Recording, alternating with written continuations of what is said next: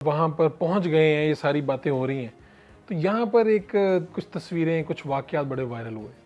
کیا آپ کو واقعی کسی پولیس افسر نے کہا تھا کہ بزرگوں جاؤ ادھر جا کے کرو, اگر کرنا ہے ادھر کیوں سڑکوں پہ بیٹھے ہو؟ آپ یہاں پر سڑکوں پہ بیٹھتے تھے, گرفتار ہی دے دیتے تھے, پھر اٹھائے جاتے تھے, پکڑے جاتے تھے, اٹھائے جاتے تھے. تو آپ کو واقعتاً کسی نے کہا تھا کہ جاؤ جا کے غزہ میں تھے؟ یہ تو خیر بہت کہتے تھے. حکومتی پارٹی جو ہے مسلم لیگ نون کے لیڈرشپ نے بھی کچھ اوورسیز نے کہا تھا, بلکہ تو ٹویٹر پہ چیلنج کیا تھا کہ مجھے پاسپورٹ دو, میں آپ کو غزہ پہنچاؤں. آپ کو کہا تھا کہا گیا مجھے اور حامد میر صاحب کو. پھر میں نے ان کو پاسپورٹ پہنچا دیا, پھر جواب آیا, پھر وہ بھاگ گیا.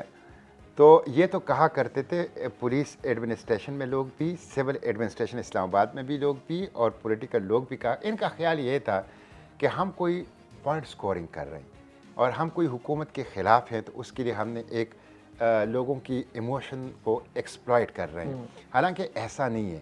میں لوگوں سے کہتا ہوں کہ فلسطین اور غزہ کے اوپر سیاست نہ کرو, فلسطین اور غزہ کے لیے سیاست کرو. تو میں تو آپ کو فاروق بھائی علم ہوگا کہ میں 7 اکتوبر کو طوفان الاقصی ہوا 2023 کو, 15 نومبر کو میں ویزا لگوا کر سینائی ڈیزرٹ رفح بارڈر پہ پہنچ گیا تھا. اور میں نے منتیں کی کہ گیٹ کھولو, میں اندر جاؤں گا, واپس نہیں آنا. میں نے 2 ہفتے میں رہا, اور 2 ہفتے بعد جب ویزا ختم ہو گیا تو انہوں نے مجھے نکال دیا. اس کے بعد اس پلوٹیلا پہ جانے سے پہلے ایک گلوبل مارچ ٹو غزہ جو قاہرہ سے شروع ہونا تھا, اور جس میں زیادہ تر یورپی لوگ تھے, میں نے پھر اس کے لیے مصر کا ویزا لگوایا 2 ہفتے کا. اور جس دن میری فلائٹ تھی قاہرہ جانے کی, اس دن اسکندریہ میں اس کے اوپر کریک ڈاؤن ہوا, اور سب کو یا جیل میں بند کر دیا گیا یا ڈیپورٹ کر دیا گیا. تو وہ مارچ شروع ہی نہیں ہو سکی, تو میں رہ گیا. اب یہ تیسری اٹیمپٹ تھی میری, اور اس میں اللہ نے مجھے موقع دیا. غزہ تو میں نہیں جا سکا, لیکن ارض مقدس چلا گیا. 2-3 دفعہ میرے اوپر اسیسینیشن اٹیمپٹ ہوا ہے. میرے گھر کے اوپر جو ہے وہ 2 دفعہ انہوں نے مجھے, جو افغانستان کے پار جو لوگ بیٹھے ہوئے ہیں, انہوں نے ہٹ لسٹ کے اندر مجھے ڈالا ہوا ہے. صوبائی حکومت نے اس کی جو وہ لسٹ جو ہے وہ جاری کیے, جو ٹارگٹس جو ہیں وہ کون ہیں. کالز مجھے آتی تھی. آپ کو پتہ ہے یہاں پہ اینٹی اسٹیبلشمنٹ آپ سیاست کرتے ہیں تو آپ کو پرائس پے کرنا پڑتا ہے. آپ نے باجوہ صاحب کی ایکسٹینشن کے لیے بھی ووٹ نہیں دیا. ایکسٹینشن میں میں آپ کو بتاتا ہوں, نہ صرف ووٹ نہیں دیا, بلکہ ان کی ایکسٹینشن لیجسلیشن کے مقابلے میں واحد مخالف لیجسلیشن میری موجود تھی. رضا ربانی صاحب کی بھی تھی, لیکن اس کو پارٹی نے مجبور کر دی, اس نے واپس لی, میں نے نہیں لی. اور نہ صرف یہ کہ مجھے کہا گیا کہ آپ واپس لیں, میں واپس نہیں لیا. کہا گیا آپ حمایت کریں, میں نے انکار کر دیا. کہا گیا آپ سینٹ میں نہ آئے. میں کہتا ہوں اس دن سینٹ کی رجسٹر حاضری نکالا جائے, کون کون سینٹ میں موجود تھا, کون کون نہیں تھا.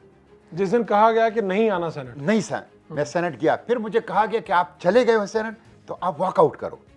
میں نے کہا واک آؤٹ بھی نہیں کروں گا, میں یہاں اپنی لیجسلیشن پیش کروں گا رولز کے مطابق. کہتے ہیں وہ ہنسے, لیجسلیشن کی پیش کرنے کی نوبت ہی نہیں آئے گی. اس کا مطلب انہوں نے پہلے طے کر دیا کہ ہم نے بلڈوز کرنا ہے اس پروسیس کو.